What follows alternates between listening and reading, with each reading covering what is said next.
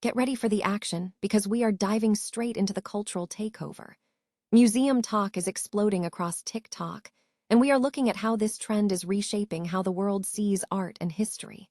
We are talking about the massive surge in engagement and the global partnerships happening right now that are putting museums front and center on the platform. This is the story of how culture is going viral.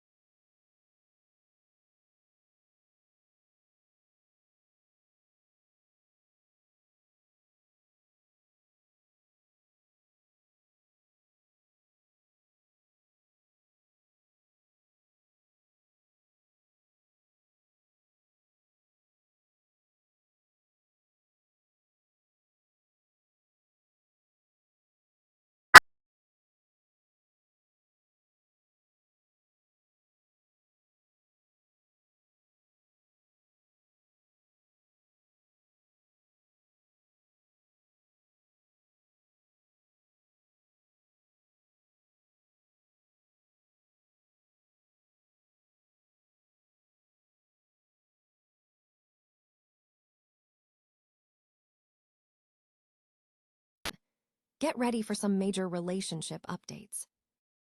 And finally, we tackle a massive global issue, the battle for TikTok's future. We investigate which countries have already banned the app, from Afghanistan to India, and what this means for the US with President Biden's new bill. We break down the security concerns, the government actions, and TikTok's fight back. Stay with us to find out what the final verdict is. The phenomenon of museum talk is rapidly transforming how the public engages with cultural institutions, establishing museums as significant stars on the TikTok platform.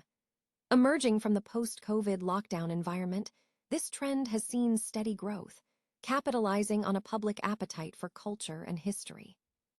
According to a recent report, museum posts on TikTok have increased by 67% year-over-year, with the specific museum talk category surging by 48%, and the related history talk category nearly doubling in posts. This trend reflects a broader cultural shift, as data from the 2025 GWI Consumer Survey Global Insights indicates that over a third of U.S. TikTok users are interested in museums. International Museum Day on May 18 is set to be a major inflection point for the trend.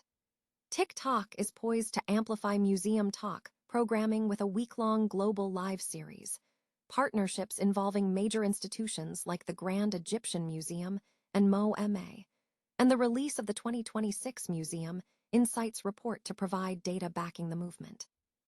Content creators and curators are driving the depth of the trend. Examples include curator Tim Pierce from the Carnegie Museum of Natural History, who shares mollusk insights paired with humor every Monday under Mollusk Monday. Major cultural institutions are also participating in viral trends. For instance, the Getty Center leveraged a popular horse-themed sound to showcase historical paintings spanning from 350 BC to 1899. Furthermore, content creators are employing specific styles, such as History Girly, who uses text commentary to narrate art history through the lens of famous paintings, often focusing on Norman Rockwell works. The trend's origins trace back to the 2020 pandemic lockdowns, when the Black Country Living Museum in England achieved significant traction, growing from 0 to 300,000 followers in just 4 months. This initial success spurred other museums to join the movement, successfully building lasting audiences. Currently, the most prominent players in the museum talk sphere include the Victoria and Albert Museum, the Metropolitan Museum of Art, the Sacramento History Museum, the Grand Egyptian Museum, and the Louvre. Niche museums are also finding success. The Disgusting Food Museum in Malmö, Sweden, is gaining attention through experiential videos, while the Bone Museum in Brooklyn uses actual skeletal displays to explore anatomy, such as the compression of bones in corsets. Elsie Hewitt has ignited a public conversation on TikTok following her recent breakup with Pete Davidson, posting content that suggests she is raising their daughter alone. In a recent post responding to paparazzi photos, Hewitt expressed feelings of exhaustion, stating, "I'm doing it on my own, which is hard." while acknowledging the demands of work and childcare. She also addressed a follower who questioned her financial independence, responding with a seemingly dismissive acknowledgement. The post also garnered attention after she liked a comment suggesting that not staying with a partner postpartum is insanely loser behavior. However, reports emerging from close sources suggest a contrasting narrative regarding Pete Davidson's involvement. An insider close to Davidson has indicated that he has been extremely available and has provided full financial support, reportedly covering all expenses related to Scotty and Elsie, including rent, living costs, and health insurance. This source emphasized that Davidson's primary focus is ensuring Elsie and Scotty are well cared for, suggesting that claims of him not providing for her are false. Further insider information adds that Pete has been paying for numerous aspects of their lives, and while there may have been a split, his priority remains Elsie's happiness and the well-being of their daughter. These reports directly counter the narrative suggested by Hewitt's social media activity, asserting that Davidson is fully committed to being a supportive father and that the claims of financial neglect are untrue. NBA rookie sensation Cooper Flagg has publicly confirmed his relationship with Ariana Roberson following a heartwarming social media post. The Duke basketball stars shared affectionate photos from a recent tropical vacation in Turks and Caicos, where they were seen in coordinated outfits and frequently holding hands while enjoying the sun.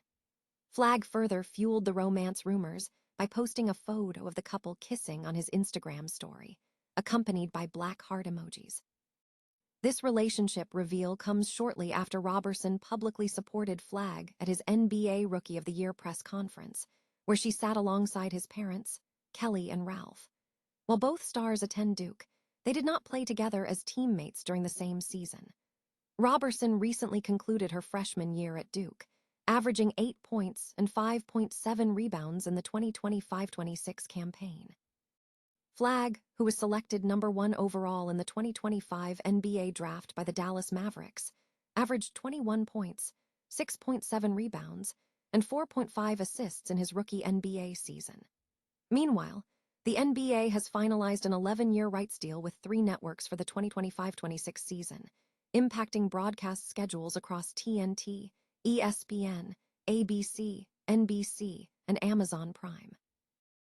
TikTok is facing escalating global restrictions and outright bans driven primarily by privacy and cybersecurity concerns related to its parent company, ByteDance, and its ties to the Chinese government.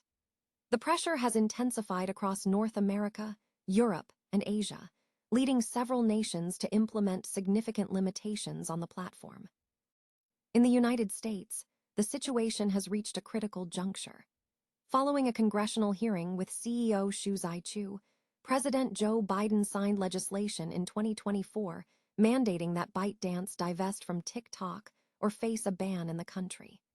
This follows efforts including a bill passed by the House of Representatives in March 2023, which was subsequently passed by the Senate. Beyond the U.S., numerous countries have imposed partial or total restrictions. The Taliban banned TikTok in Afghanistan in April 2022, citing content inconsistency with Islamic laws. Australia banned the app from all federal government-owned devices in April 2023 due to security concerns. Similarly, Belgium banned TikTok from government officials' work phones in March 2023, citing concerns over its connection to Chinese intelligence services. Canada banned the app from all government mobile devices in February 2023, deeming it an unacceptable risk to privacy and security. Denmark also restricted employee access on work devices in March 2023 based on security assessments.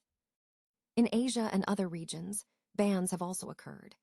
India implemented a nationwide ban on TikTok and 58 other Chinese apps in 2020, citing concerns about national security and public order.